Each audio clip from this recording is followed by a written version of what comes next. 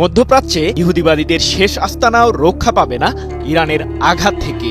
চূড়ান্ত লক্ষ্য অর্জন না হওয়া পর্যন্ত ইসরায়েলের বিরুদ্ধে চলবে ইরানের কঠোর লড়াই, এমন ঘোষণা এসেছে দেশটির সর্বোচ্চ ধর্মীয় নেতা আয়াতুল্লাহ আলী খামেনির মুখ থেকে। ইরানকে ঘিরে ইসরায়েলের প্রধানমন্ত্রী বেনিয়ামিন নেতানিয়াহুর ষড়যন্ত্র থামেনি, আর এক্ষেত্রে তাকে সাহায্যের জন্য এগিয়ে এসেছে নতুন মার্কিন প্রেসিডেন্ট ডোনাল্ড ট্রাম্প। মধ্যপ্রাচ্যে পশ্চিমা বলয় টিকিয়ে রাখতে এবং ইরানের পারমাণবিক কার্যক্রমে বাধা দিতে একজোট হয়েছে ট্রাম্প ও নেতানিয়াহু।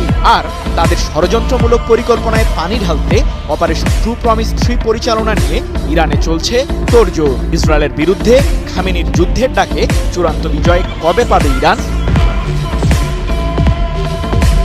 ডোনাল্ড ট্রাম্প প্রেসিডেন্ট হিসেবে শপথ নেয়ার পরই হোয়াইট হাউসের চেয়ারের উত্তাপ ছড়িয়েছে পশ্চিম এশিয়াতে। গত 4 ফেব্রুয়ারি মার্কিন প্রশাসনের দাপট দেখাতে ইরানকে আবারও নিষেধাজ্ঞার তালিকায় স্থান দেন যুক্তরাষ্ট্রের 47তম প্রেসিডেন্ট ট্রাম্প। তবে পারমাণবিক কার্যক্রম বন্ধ করলে ইরানের ওপর থেকে নিষেধাজ্ঞা প্রত্যাহারের প্রস্তাবও দেন মার্কিন নতুন শাসক। এদিকে আগামী অক্টোবরের মধ্যে ইরান যুক্তরাষ্ট্রের সাথে সমঝোতায় না গেলে ইসরায়েলের সহায়তায় তেহরানে হামলা চালাবে মার্কিন প্রশাসন, এমন বার্তা এসেছে ইউরোপের একজন কূটনীতিকের মুখ থেকে। তবে চুপ নেই ইরানও। ইসরায়েলের নিপীড়নের বিরুদ্ধে যতক্ষণ পর্যন্ত চূড়ান্ত বিজয় অর্জিত হবে না, ততক্ষণ যুদ্ধ চালিয়ে যাবার হুঁশিয়ারি দিয়ে আয়াতুল্লাহ আলী খামেনি বলেছেন, শত্রুদের হুঁশিয়ার করে বলছি, তাদের নিপীড়নের বিরুদ্ধে আমাদের প্রতিরোধ এখনো শেষ হয়নি। চূড়ান্ত লক্ষ্যে পৌঁছানো পর্যন্ত যুদ্ধ চলবে। 23 ফেব্রুয়ারি এক প্রতিবেদনে বিষয়টি নিশ্চিত করেছে ইরানের রাষ্ট্রীয় সংবাদ মাধ্যম প্রেস টিভি। অন্যদিকে যুক্তরাষ্ট্রের সাথে কোনো ধরনের সমঝোতায় না যাবার ঘোষণাও দিয়েছে ইরান। মার্কিন প্রশাসনের আগ্রাসী ম্যাক্সিমাম প্রেশার 2.0 স্ট্র্যাটেজির মাধ্যমে ইরানকে আঘাত করার পায়তারা বন্ধ না হওয়া পর্যন্ত ট্রাম্পের সাথে কোনো ধরনের আলোচনায় বসবে না ইরান, এমন বার্তা এসেছে খামেনির মুখ থেকে।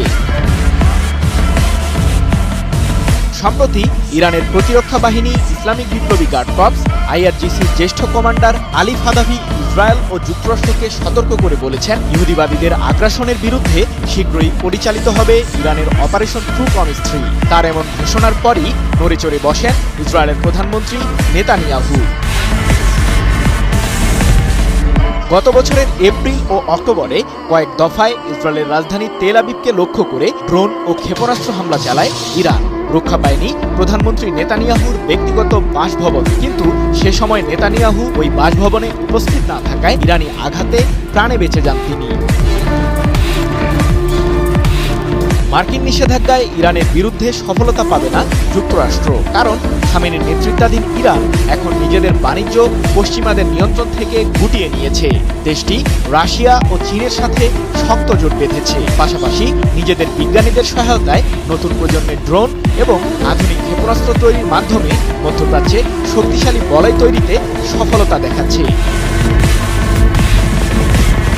তবে ইহুদিবাদীরা গায়ের জোরে ইরানের প্রতি চোখ রাঙানি অব্যাহত রাখলে আগুনের লেলিহান শিখা ছড়িয়ে পড়বে পুরো মধ্যপ্রাচ্যে,